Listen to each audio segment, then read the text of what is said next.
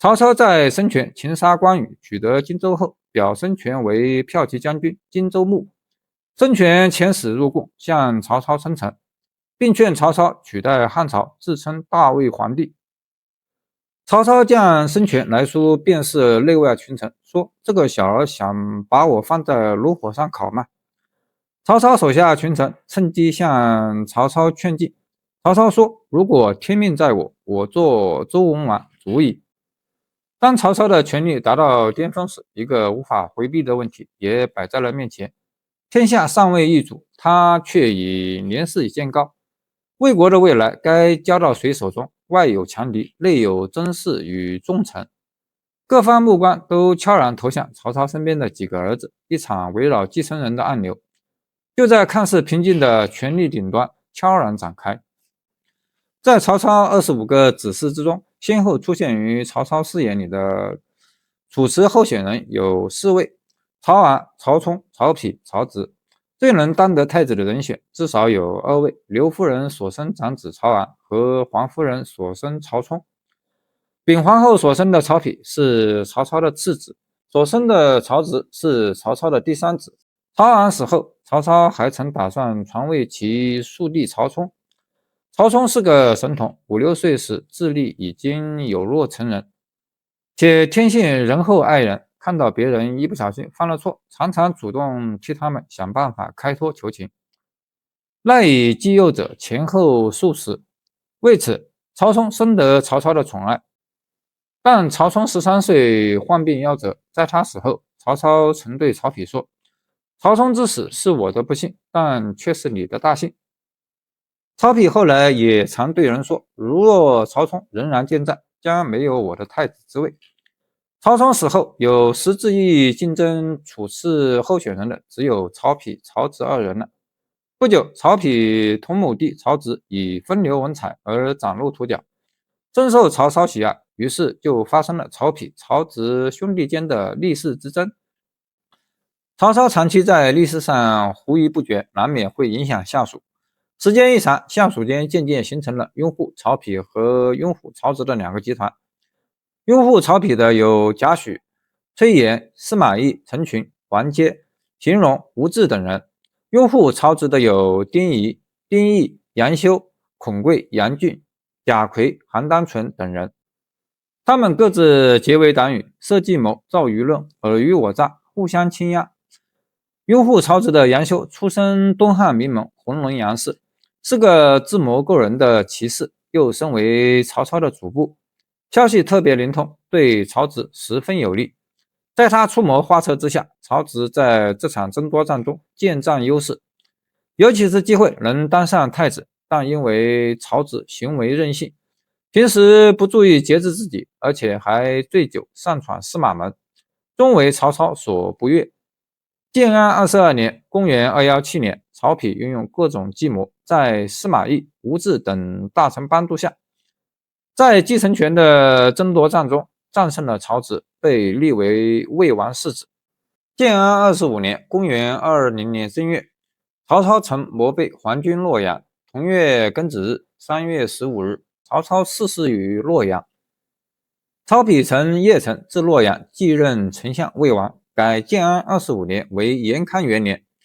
初登高位，手掌大權的曹丕，面對突如其來的權力交接，心理上不免有些激動和自滿易得。面對從曹操手中接管下來的國家，深感完成曹操復興國力和實現統一之一志，將是他人生今後任重而道遠的責任。曹丕從東漢末年綱紀紊亂的歷史中吸取教訓，迅速將權力集中在手，穩定政權局勢。他深知只有加強鞏固自己的集權，才能鞏固自己的權力寶座的重要性。他一開始就從內部權力制衡着手，冷落和扶植自己的政治勢力，重新分配在權力蛋糕上的占有份額，同時打擊排除異己勢力。2月壬戌日，4月6日，任命賈詡為太尉，華歆為相國，王覽為御史大夫，任命夏侯惇為大將軍。此後，韋默、扶餘長於、燕齊、于闐王都各自派遣使者進貢。5月，冊封投降的平邑山賊鄭剛、王昭為列侯，又命蘇澤督軍平定武威、酒泉和張掖的叛亂。7月，孫權派使者前來進貢，表示臣服。同月，命夏侯尚、徐晃與蜀將孟達裡應外合，收復上庸三郡。武都的氐族首領楊溥率領本族人歸附，居漢陽郡。甲午日，9月5日，曹丕帶着軍隊從洛陽駐紮在谯郡，在豫東以酒食慰勞六軍和谯郡父老。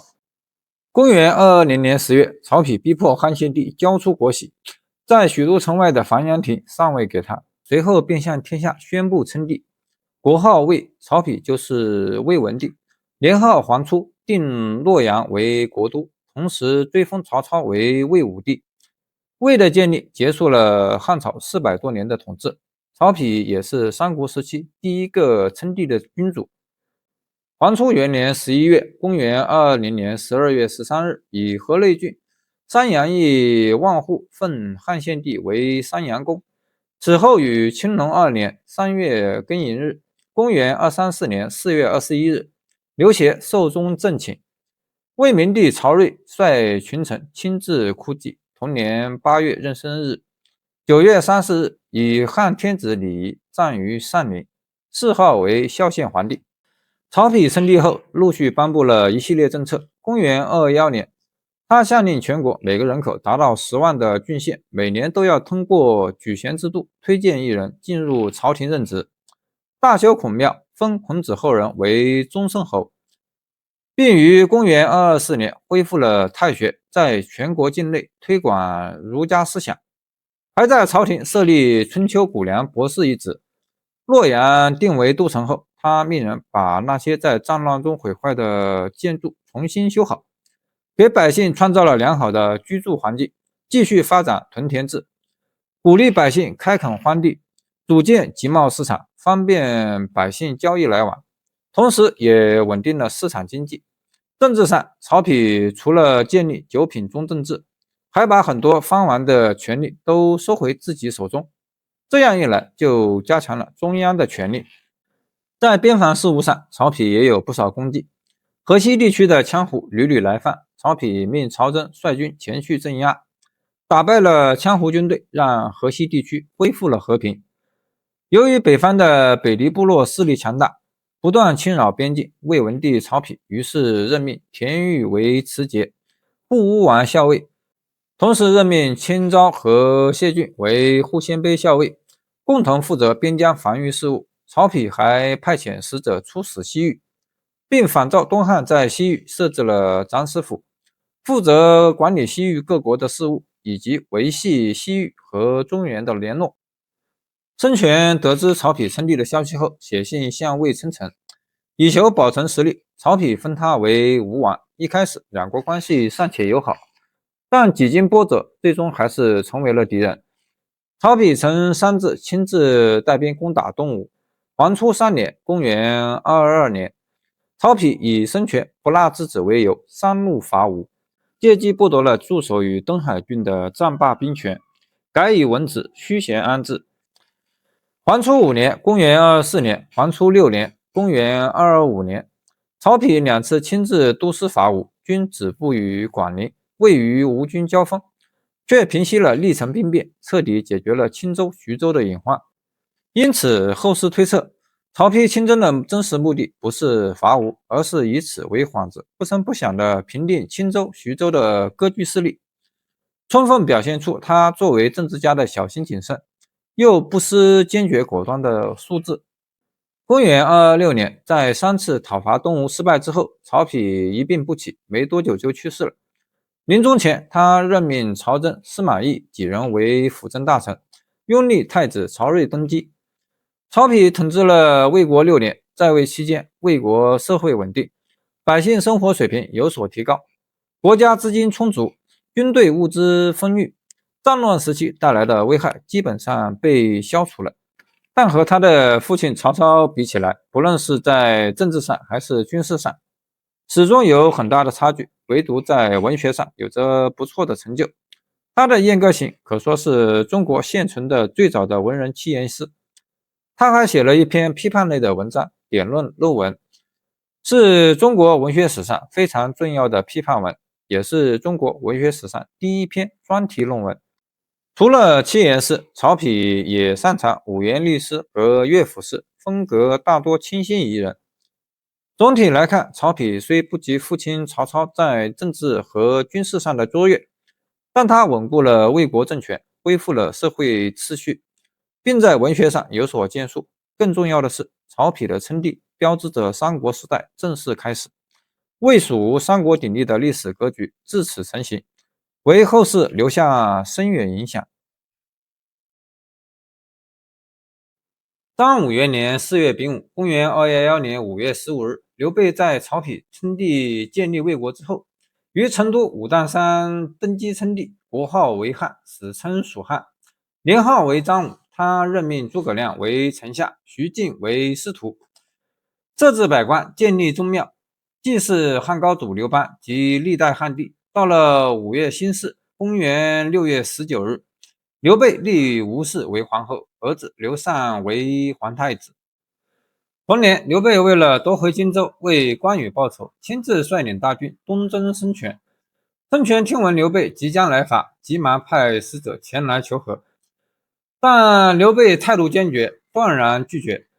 吳國南郡太守諸葛瑾也專門給劉備寫信勸解，說道：陛下以關羽之親，何如先帝？荊州大小，屬於海內，郡求己，誰當先後？若審此書，易如反掌。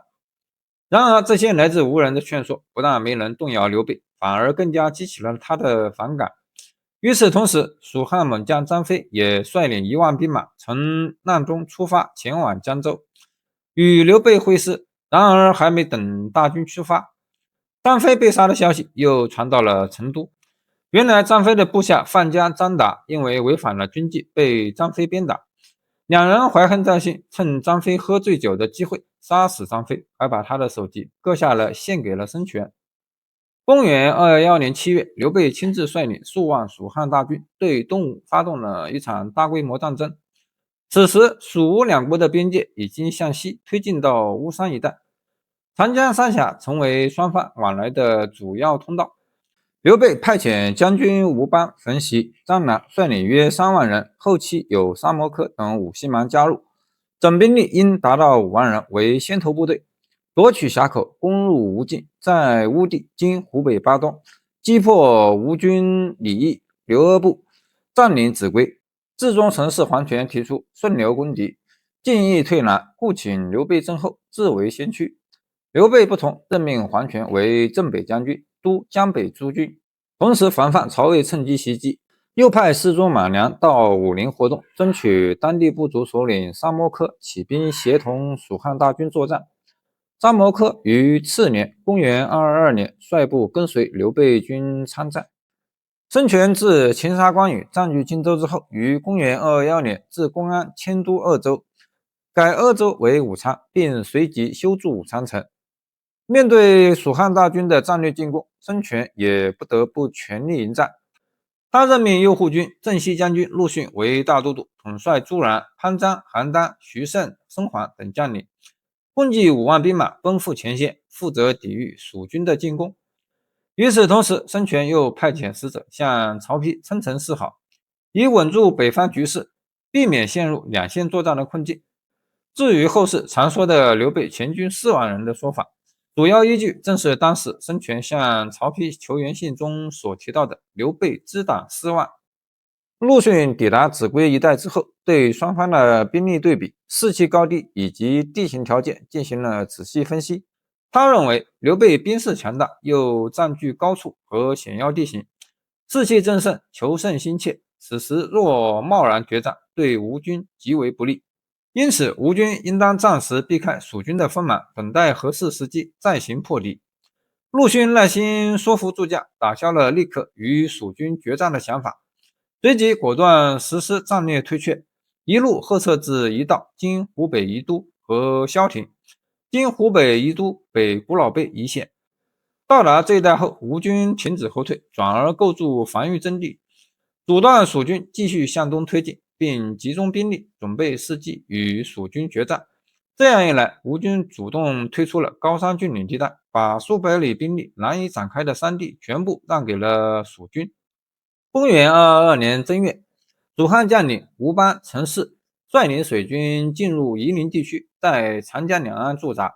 2月，劉備親自率領主力部隊乘秭歸進抵蕭亭，並在此建立大本營。此時，蜀軍已深入吳國境內200-300公里。但由於遭到吳軍的嚴密扼守和阻擊，東進的勢頭逐漸停滯下來。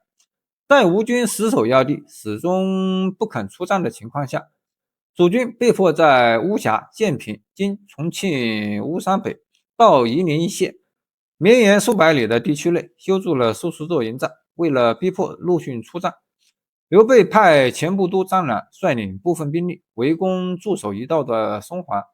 松緩是孫權的侄兒，因此吳軍諸將紛紛主張出兵救援。但陸遜深知松緩深得士卒擁戴，一道城池堅固，糧草充足，於是堅決拒絕分兵增援一道的建議，從而避免兵力分散和過早消耗。從正月一直到6月，吳蜀兩軍始終對峙，勝負難分。劉備急於同吳軍決戰，便任命馮習為大都，張南為前部，又命樊匡、趙榮、廖存、傅融等各自統兵為別都。同時先派吳班率領數千士卒在平地紮營，到吳軍陣前辱罵挑釁，試圖逼陸遜出戰。然而陸遜始終沉得住氣，對此一概不予理睬。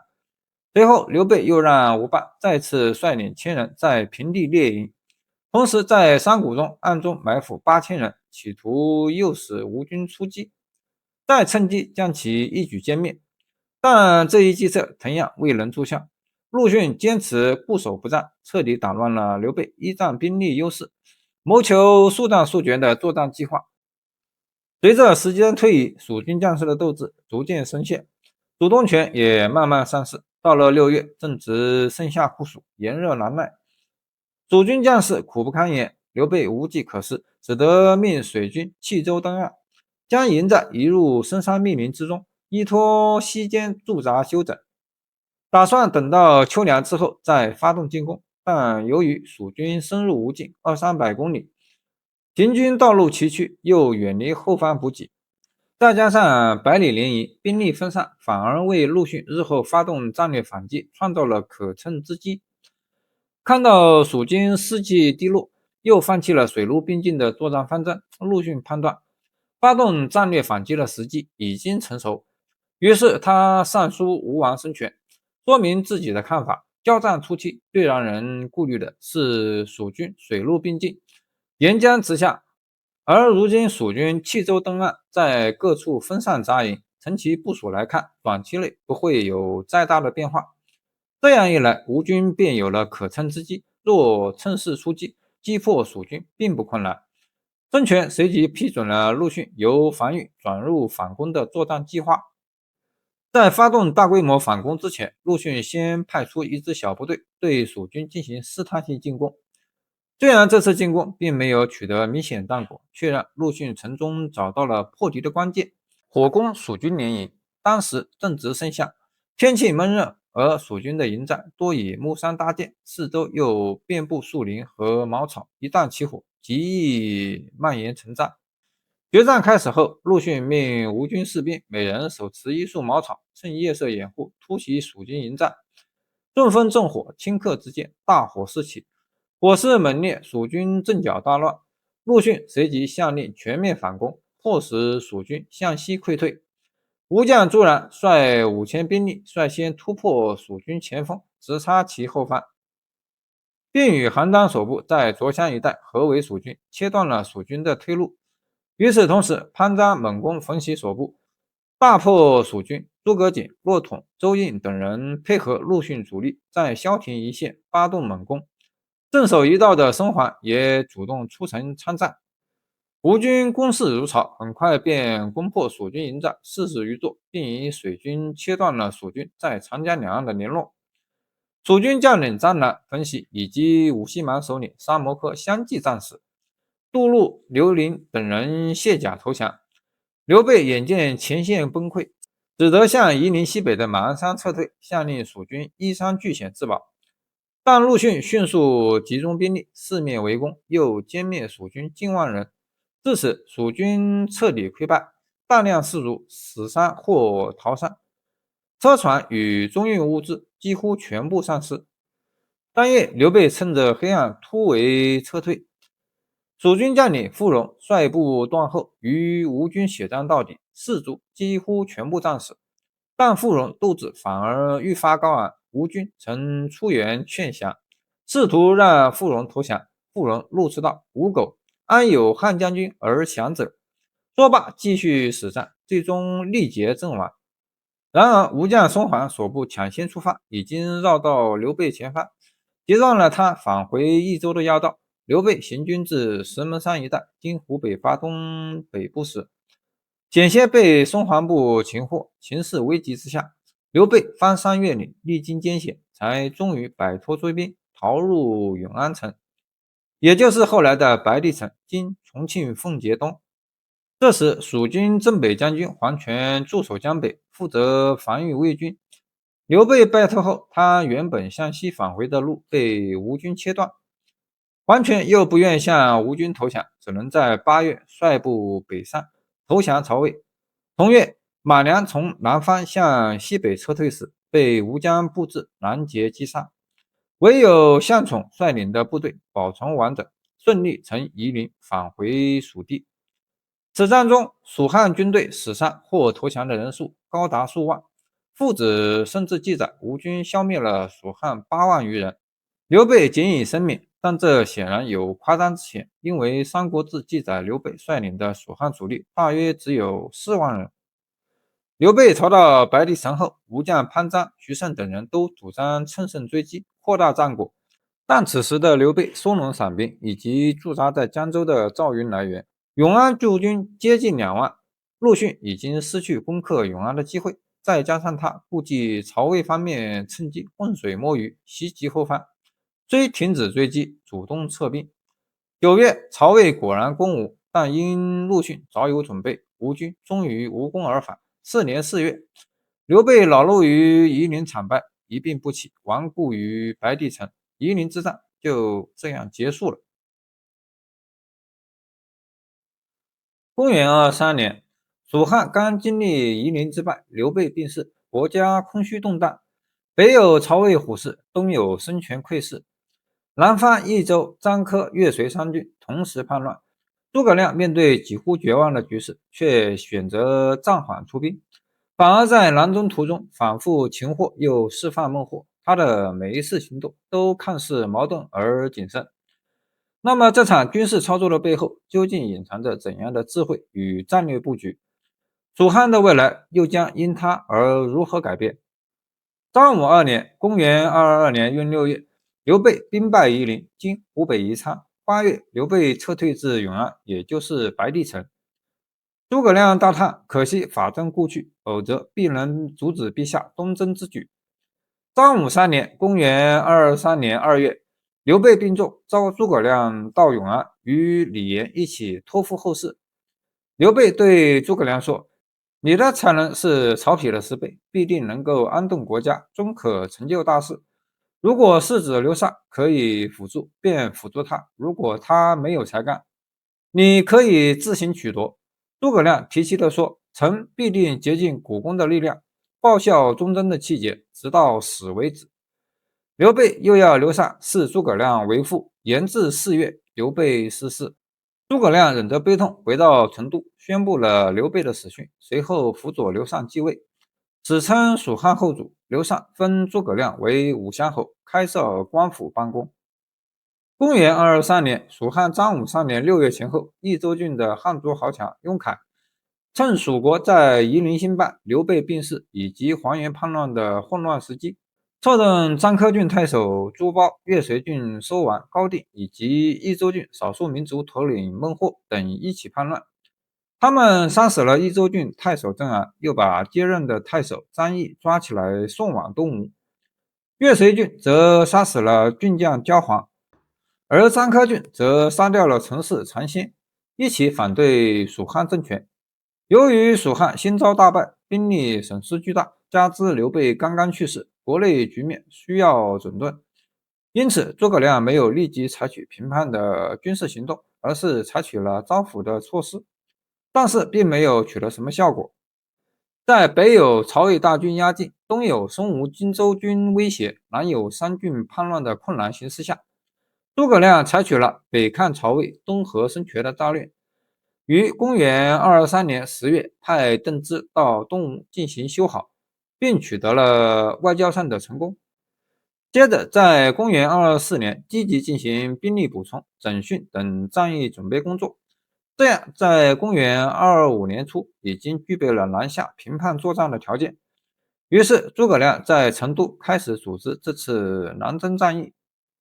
公元225年，蜀漢建興3年3月，諸葛亮大軍開始行動，首先沿水路自成都快速到達博道，經四川宜賓，而後以博道為前進基地，開始分兵行動。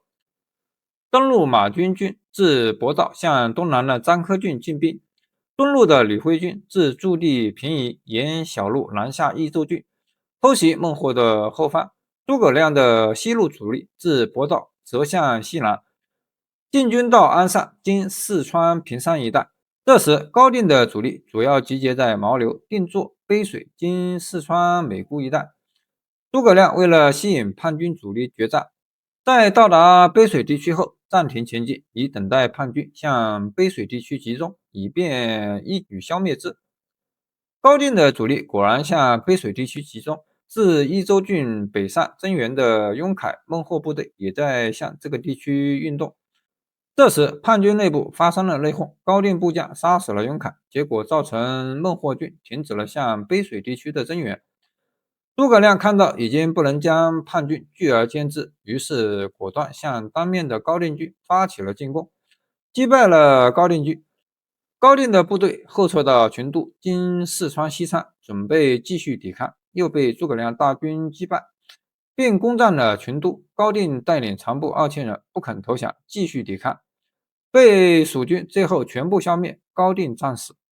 這時孟獲軍已經向益州郡老家撤退，諸葛亮大軍立即展開追擊。與此同時，馬軍的東路軍進展順利，在章丘郡擊敗了朱褒部隊，平定了該地區的叛亂。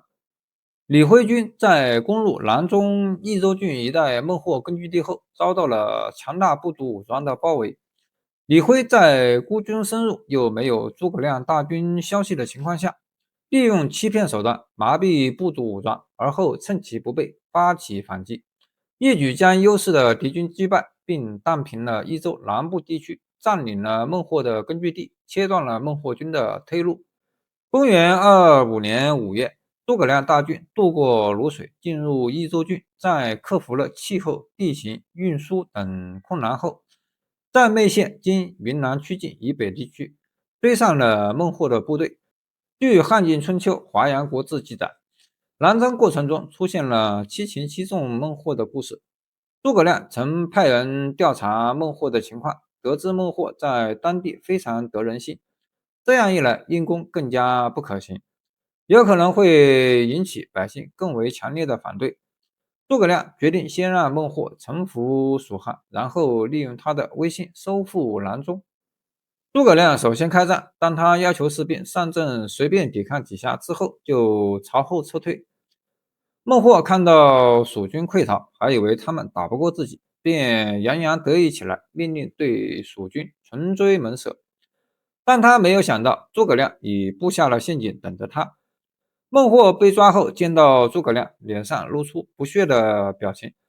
他以為諸葛亮要殺死自己，讓他沒有想到的是，諸葛亮居然命人給他鬆綁，還輕言細語勸他不要再和蜀漢作對。孟獲不聽，嘴裡一直叫罵着。諸葛亮也不反駁，只是笑着領他參觀蜀軍軍營。在這之前，諸葛亮故意把精壯的士兵都藏起來，讓孟獲以為軍營裡只有些老弱殘兵。孟獲看了之後，對諸葛亮說：“這次被你們抓住是我作戰失誤，現在得知你們兵力不過如此，這樣的話打敗你們是再容易不過的事情了。”孟獲這麼說，正中諸葛亮下懷。諸葛亮命人把孟獲送出大營，讓他好好準備一番再來。到了這天半夜，孟獲率領500名士兵前來偷襲蜀軍，一路上什麼埋伏也沒有，很順利地進入了軍營。正當孟獲暗自得意偷襲成功的時候，蜀軍突然從四周冒了出來，把孟獲一行人圍困在中間。原來諸葛亮早就猜到孟獲半夜會來偷襲，已經部署好了埋伏等着他。孟獲再次被擒，可他還是不服氣。諸葛亮也很大度，仍舊放他離開，等着他下一次進攻。如是幾次之後，孟獲再也不敢小看諸葛亮了。他把幾位部落首領召集起来，帶着联合大軍攻打蜀軍。諸葛亮輕輕鬆鬆把他們引進設好的埋伏裡。部落首領們十分慌張，紛紛請求孟獲想辦法逃脫。正在這時，諸葛亮傳話命令蜀軍放孟獲等人回去。部落首領沒料到諸葛亮會這麼說，心裡都很不踏實。孟獲卻流着淚說：“丞相對我們仁至義盡，如果我們還執迷不悟的話，真是該死了。”說完便領着眾首領投降了諸葛亮。接着諸葛亮大軍南下，到達沛縣地區，與李輝的部隊會師。隨後大軍向西挺進，進軍滇池（今雲南晉陵東），並分兵平定了四周的部族。這時是公元225年秋，整個戰役勝利結束。七擒孟獲一詞在漢晉春秋華陽國志出現，三國志卻沒有，所以一直有質疑此事只是虛構。但裴松之的《三國志注》及司馬光的《資治通鑑》都將七擒孟獲載入書中，而且與《三國志》沒有衝突或出現史料上的錯誤，又有二傳史料，所以大部分學者都相信七擒孟獲。亦有指雲南一帶有孟獲七擒諸葛亮的說法，不過此說法對歷史事實有所矛盾，如孟獲是七擒諸葛亮，諸葛亮又如何平定南中及推行多種治南措施？所以多是以訛傳訛，或是提高部落聲望的說法。三國時代，諸葛亮北伐曹魏，智謀超群，卻屢屢被司馬懿的堅守戰略化解。五戰原上，漢魏兩軍對峙百日，箭雨縱橫，糧草緊缺，陰謀暗戰不斷上演。諸葛亮窮盡心機布局，甚至用激將法挑動司馬懿出戰，而司馬懿冷靜如山，寸步不讓。這是一場看似平靜卻暗藏生死與權謀的較量。誰將先試一步，誰又能笑到最後？答案就隱藏在歷史的迷霧之中。建興3年，公元225年，諸葛亮經過2年多的休養生息，使蜀漢國力大幅提升。為了北伐時沒有後顧之憂，他親自率軍出征南中，按照馬謖提出的攻城為下，攻心為上的策略，平定南方叛亂，同時獲得了大量的戰略物資。到了建興5年，公元227年，諸葛亮上書《出師表》，隨後與趙雲率軍駐紮漢中，並任命漢中太守魏延為丞相府司馬，為正式進攻曹魏做好準備。建興4年，魏黃初7年，公元226年，魏文帝曹丕去世，曹睿繼位。到了建興6年，公元228年，諸葛亮認為時機成熟，正式向魏國出兵。魏延覺得關中守將夏侯茂怯懦無謀，於是向諸葛亮建議，由自己率領5000精兵，從褒中沿秦嶺東進，直取子午以北，奇襲關中。就像當年的韓信一樣，與諸葛亮一道會師於潼關。但諸葛亮認為此行凶險過度，沒有採納魏延的計策，於是他讓趙雲率領一支疑兵出包斜道，佔據擊鼓，佯攻關中，以吸引魏軍主力，而自己則率主力進軍岐山。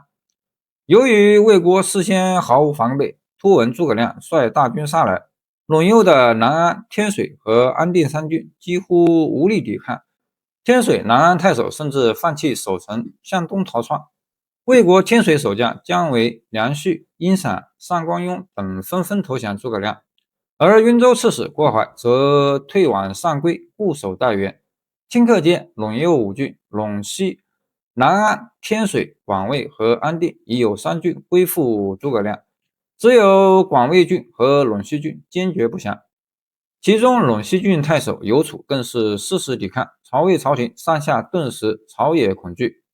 正當諸葛亮率領漢軍一路凱歌高奏，在隴右攻城拔寨之時，遠在洛陽的魏明帝曹睿急忙調動大軍救援，親自到長安坐鎮，同時派大將軍曹真督軍駐守眉縣，防禦趙雲。张合率軍前來抵抗諸葛亮，為涼州刺史徐邈也遣参軍與京城太守率軍反攻南安郡。諸葛亮深知张合乃魏國名將，這次率軍而來，必然直指漢軍咽喉之地街亭。諸葛亮正準備派將鎮守街亭時，忽然參軍馬謖請命，要領一軍把守漢軍咽喉要道街亭。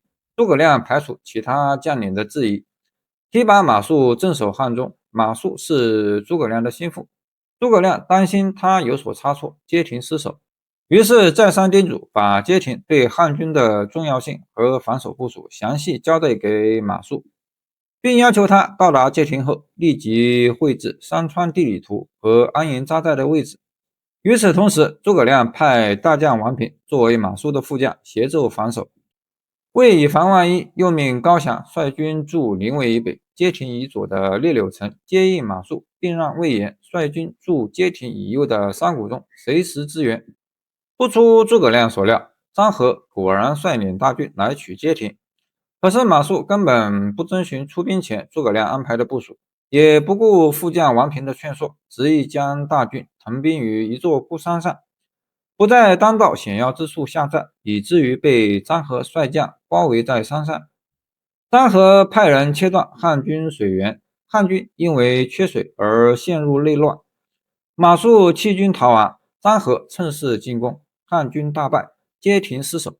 只有王平領着千人鳴鼓自守，而張合又疑漢軍有伏兵，不做追擊。於是王平集合分散的軍隊向諸葛亮大軍處撤退。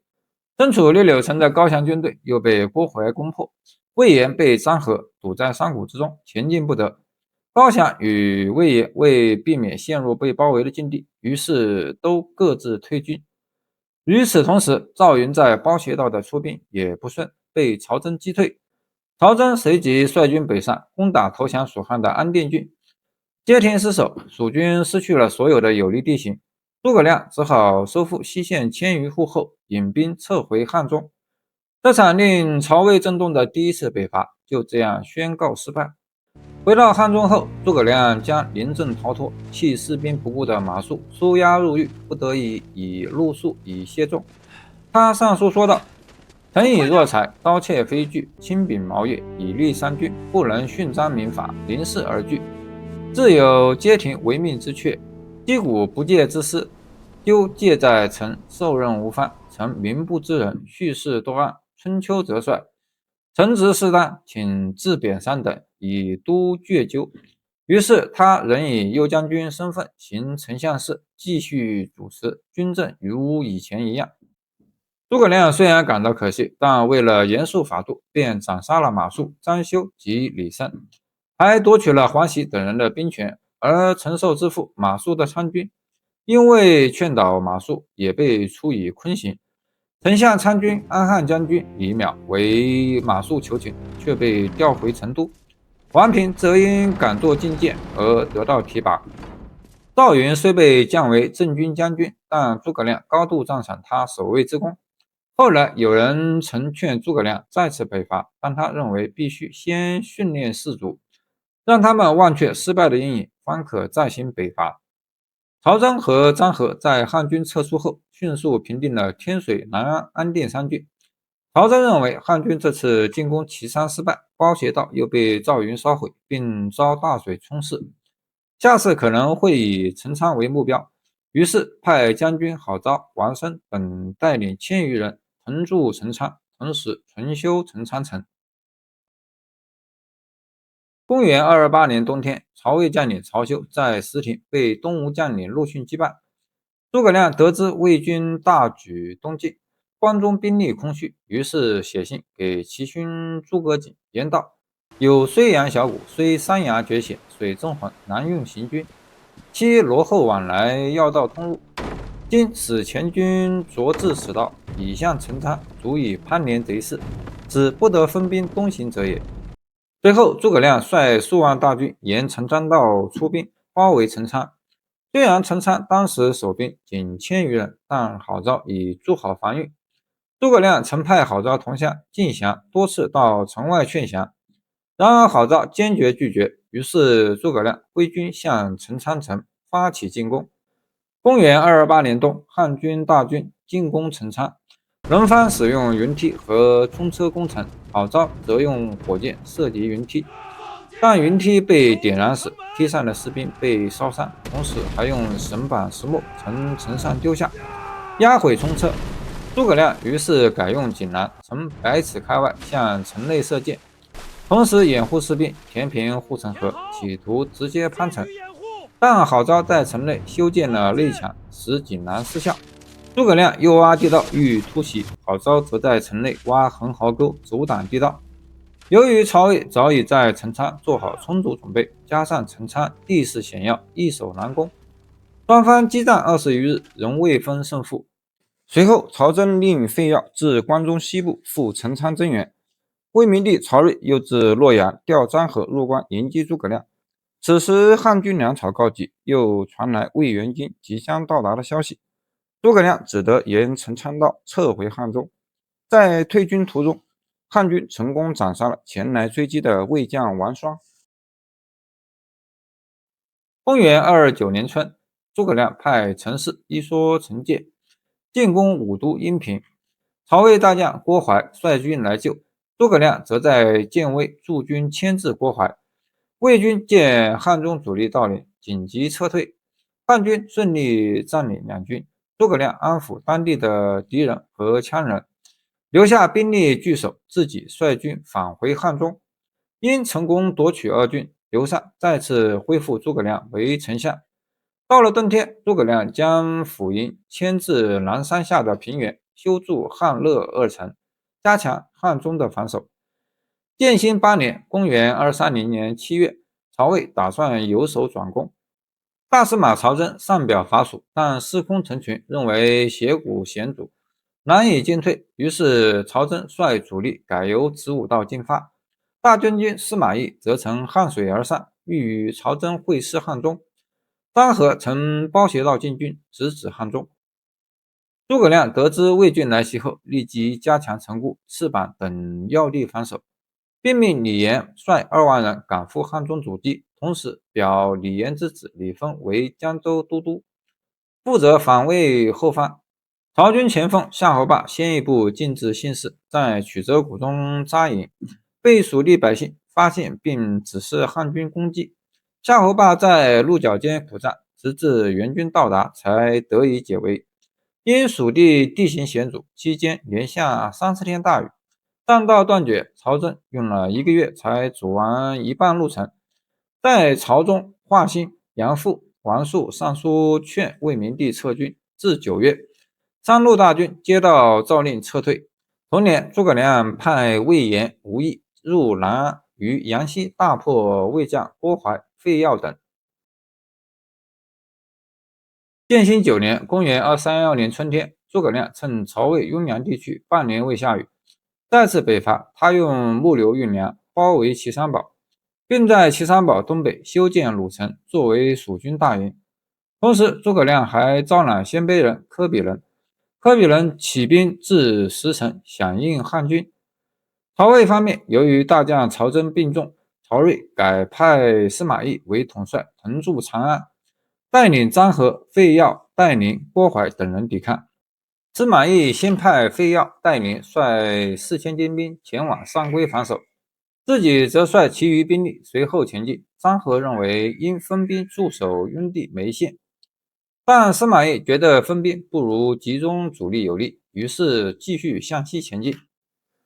諸葛亮得知後，留下王平繼續率軍攻打岐山堡，自己率主力北上上邽。到達上邽附近的麥田後，他沒有等待收割即將成熟的麥苗，只對麥田進行了刪除破壞。據《漢晉春秋》記載，郭淮、戴寧為保護麥田，僅率4000人主動進攻諸葛亮主力，但被諸葛亮擊敗。不過這一說法不為正史所載。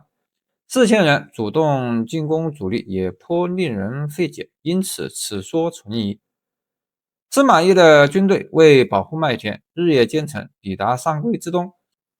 司馬懿深知漢軍遠道而來，糧食補給困難，加之魏軍經過通宵達旦的行軍，已疲憊不堪，於是憑險堅守，不輕易出戰。諸葛亮只好回軍魯城，未能徹底破壞上邽麥田，使這批糧食成為魏軍對峙漢軍的重要資本。但值得指出的是，諸葛亮此一戰略行動仍迫使魏軍陷入極度缺糧狀態。司馬懿、郭淮等不得從關中調運糧食，甚至爭取羌胡的糧穀。事實上，初來乍到的司馬懿也確實曾採取過進攻態勢，但效果不佳，於是隨後改為防禦。司馬懿進軍魯城，卻選擇登山絕營，與漢軍對峙，並不輕易交戰。張郃認為蜀軍長途來襲，孤軍實少，必然想速戰速決，因此主張以大軍屯於此地，再分騎兵包抄蜀軍，截斷其後路。但司馬懿並未採納，魏軍將領數次請戰，司馬懿都不允許。諸將十分不滿，甚至譏笑他攻魏蜀如虎，奈天下蕭何。對峙一段時間後，諸葛亮撤出對岐山的包圍，將全部軍隊集中在魯城。司馬懿派張郃打通與岐山堡的聯繫，並命他攻魯城以南的王平，由暗中道逼漢軍，自己則率眾進攻魯城以北的諸葛亮主力，試圖用鉗形攻勢擊敗諸葛亮。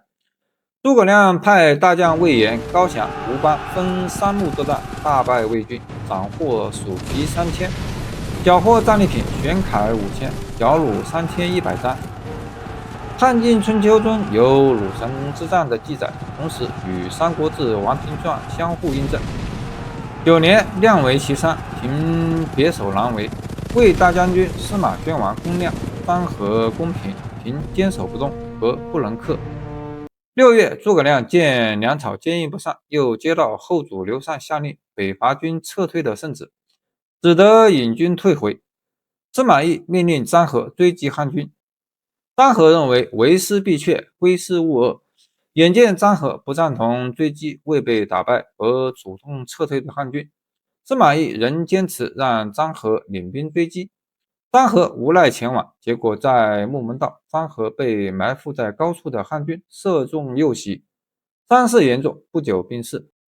第4次北伐之前，諸葛亮派李嚴與漢中督糧草，擔心出問題，於是給他3種選擇，讓他便於行事，上計斷其後道，中計與之持久，下計還助黃土。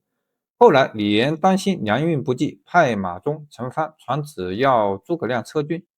諸葛亮回來後卻反問他，軍糧饒足，何以便歸？另一方面，李嚴又向劉禪上表，軍委退，欲以誘賊與戰。他想用策略欺騙劉禪，同時推卸責任給陳述。諸葛亮無需調查，直接出示李嚴之前手書，前後明顯不符，李嚴無話可說，被貶為庶人。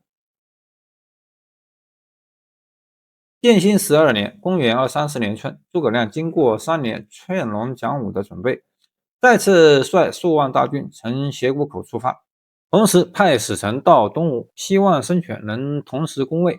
4月，漢軍出斜谷，到達眉縣，在渭水南岸的五丈原紮下營帳。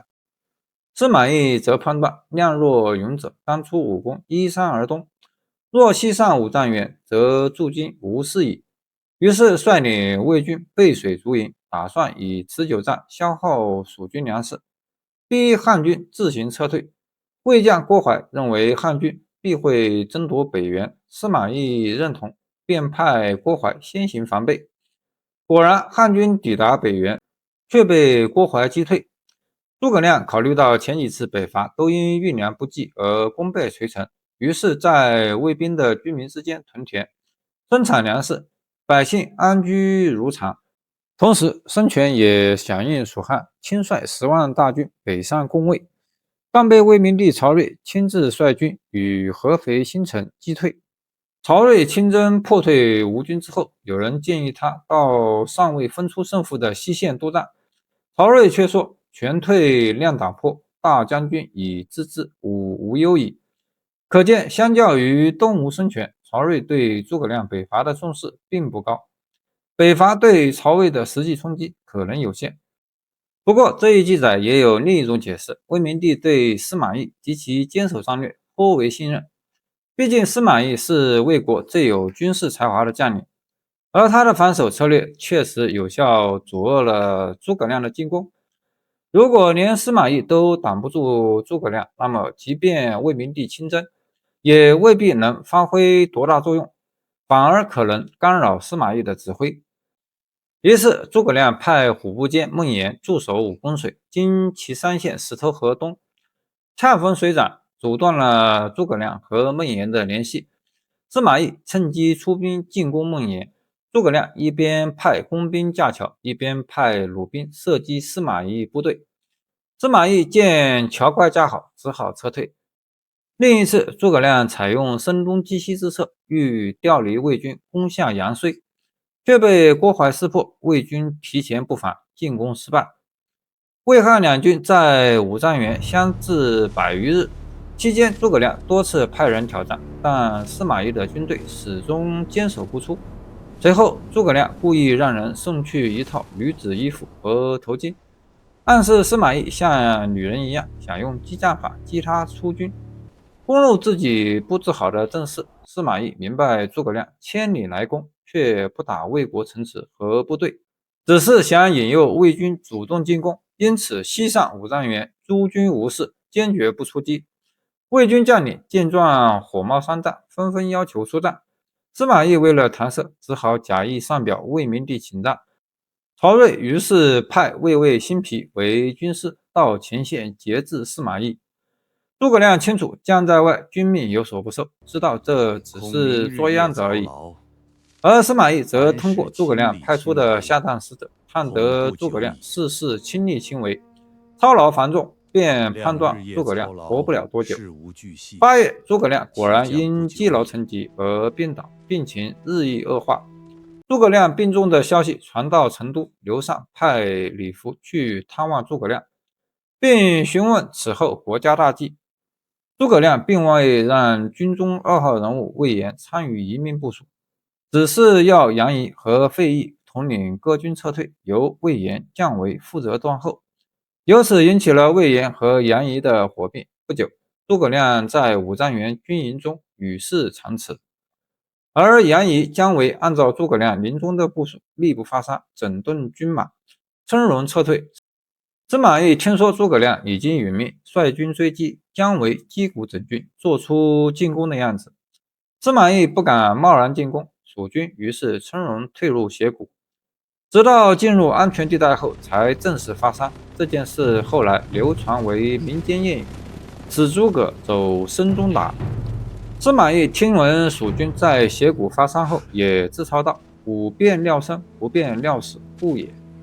此後，司馬懿雖然不完全認同諸葛亮的軍事才能，說他自大而不見機，參謀而少決，好兵而無權，但巡視蜀軍遺留營寨後，仍嘆服諸葛亮的治軍和布陣之才，感嘆道：亮真天下奇才也。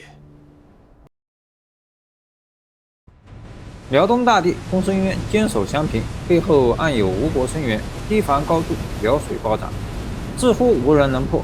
司馬懿率4萬精兵踏上遠征之路，每一步都在考驗智慧與膽略。敵軍何時出擊，渾水能否吞沒陣腳，勝利與滅亡只在一念之間，歷史的天平將如何傾向？司馬懿字仲達，是河內郡溫縣孝敬里人，出生於司馬氏一族。司馬氏的家世極為久遠，其先祖可追溯到上古帝王高陽氏之子仲離。相傳仲離在夏代擔任下官，又號祝融。此後歷經唐堯、虞舜、夏3諸代，這一官職長期由其後裔4代承襲。到了周代，下官改稱為司馬。周宣王時期，陳伯修復，憑借世襲司馬之職，平定徐國叛亂，因功被賜以官名為氏，司馬氏的姓氏也由此正式確立。公元234年，諸葛亮病死在五丈原（今陝西岐山五丈原）。7年北伐隨之結束。這場漫長的戰役最後是魏軍取得了勝利。司馬懿因功被升任為太尉，他本來還想乘勝進攻蜀漢，可是被魏明帝制止了。景初元年（公元237年7月），遼東太守公孙淵反叛。公元238年景初2年正月，魏明帝召回駐於長安的司馬懿，命他率兵討伐。魏明帝問他估計公孫淵有什麼對策，司馬懿說：事先棄城逃走是上策，憑借遼水抗拒我大軍，這是次計。弱手相平，那他就要當俘虜了。魏明帝又問公孙淵會採用哪種？司馬懿回答：只有聰明人能正確估量彼此實力。預先棄城不是公孫淵所能做到的，他定會認為我們此次孤軍遠征不能持久。先在遼水抗拒，再退守相平，這是冬季和夏季。魏明帝問往還需要多少時間？司馬懿說：去100日，回100日，攻佔100日，運60天休息，1年時間足夠了。當時朝廷大修工事，又要籌備軍運物資，百姓困苦。司馬懿出征前勸魏明帝說：昔日周公營造洛邑，蕭何建造未央宮，今日工事不完備，這是我的責任。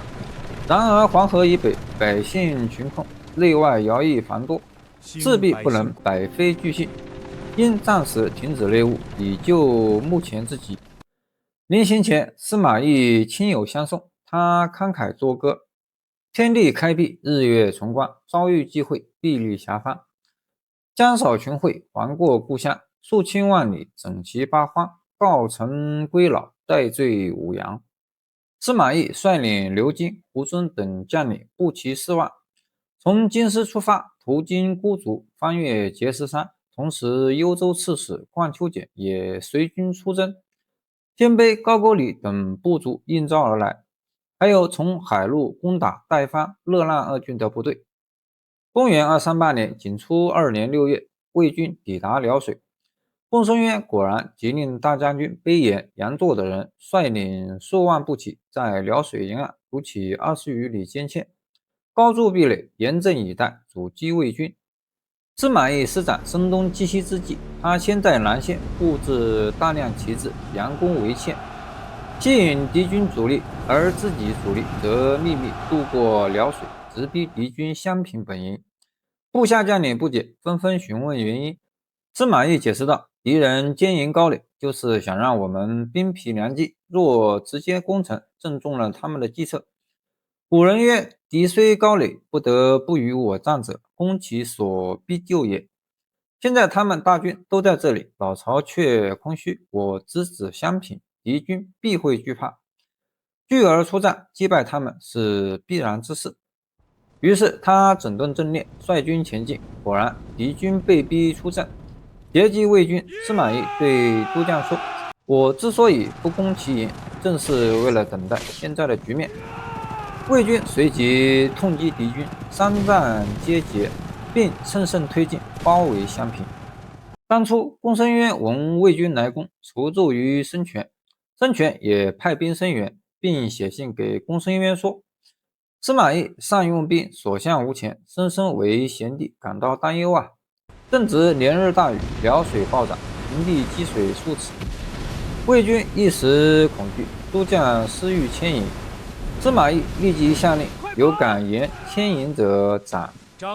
都督令史張晉違令被斬，軍心死安。公孫淵軍趁雨出城，打柴牧馬，安然自若。魏軍將領請求出戰，司馬懿卻不允許。司馬承規問司馬懿：當年攻上庸，8路並進，晝夜不停，不能在1旬半時間裡攻下堅城，殺了孟達。這次遠道而來，為什麼行動卻更緩慢？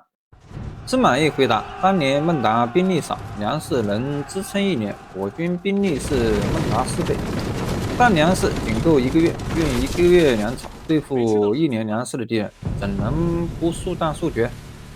是打一，即便損失1半兵力，也在所不惜。當時不計死傷，就是為有限的糧草爭取時間。而今敵軍兵力多，我軍兵少，敵糧少，我糧多，又遇大雨，想速戰也不可能。曾出征之初，我就不擔心敵人進攻，而是怕他們逃走。